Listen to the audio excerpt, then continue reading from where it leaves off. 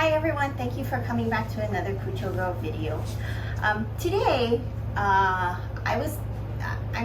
want to talk about songs that cross over the line between Minyou and Koten. And the reason why this came up is because last time I talked about which style of music do I prefer, or which style of music for me is the one that happens to be the one that I take greater interest in. But I didn't want to necessarily make it sound like there's such a defining line between Minyou and Koten. I think it's important to remember that Minyou and Koten are both styles of Okinawan music, and the reason why we still continue to have such a strong tradition in both of them is because they are such important parts of Okinawan music. There are even some songs that have Minyou versions as well as Koten versions, and I wanted to talk about that a little bit today. One song, the song that I'll be focusing on is Bushi. So Bushi does appear in the collection of musical books or kunkunshi that are in the Nomoru-ryu style. But Bushi is also very well known amongst Minyou circles. In fact, Bushi is one of the songs that is used for testing, proficiency testing called konkuru in Minyou circles. So Bushi has a very strong presence in Minyou. It also has a significant presence in Koten. It's in the main books for Nomoru-ryu in the kunkunshi. And so I didn't want to create such this huge division between Minyou versus Koten as though there's some kind of conflict or that the two don't meet in the middle. And so for today's video, what I'm going to do is I'm going to sing the Koten version of Bushi, and then I'm going to compare it with the Minyou version of Bushi. So let me give a small explanation, a very short explanation of the Koten version. And this is purely just my opinion and based on my observations throughout the years. When you look at the sheet music, when you look at the musical books for Bushi in the Nomoru-ryu style, the lyrics come at the downbeat, or come when the sunshine is being plucked.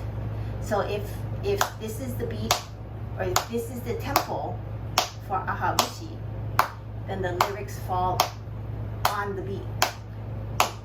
Kariyushi nu So please watch the next portion of the video, because I think it'll be very apparent that the vast majority of the lyrics sung fall on that downbeat. So here is the here's the Koten version of Bushi. I'm only singing one verse of it. Kariyushi ashibi, Uchihariti karaya, yornu akite tida, Agaru madin. Koten version of Bushi.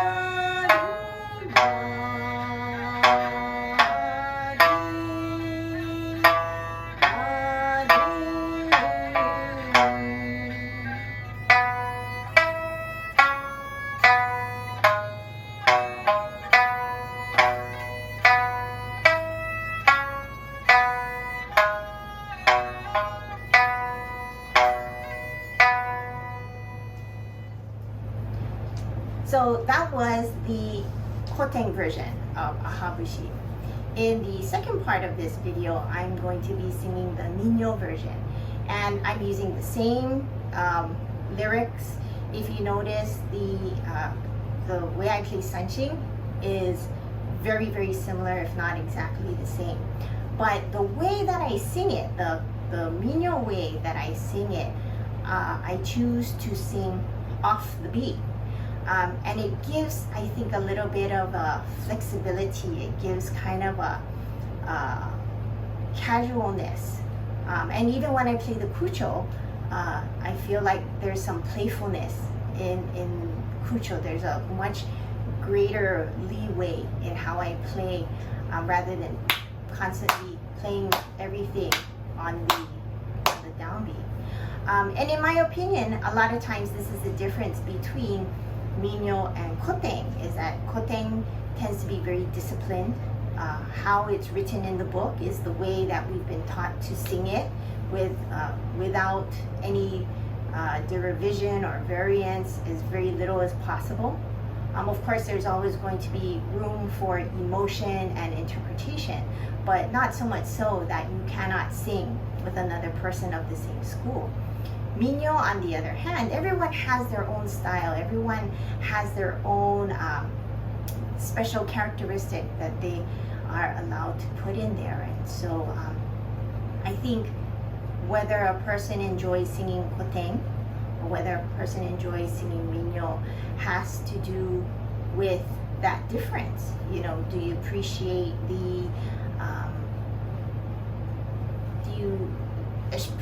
the strictness of Koten versus do you appreciate the leeway and the flexibility of Minyou? So here I am. I'm going to be singing the Minyou version of Bushi.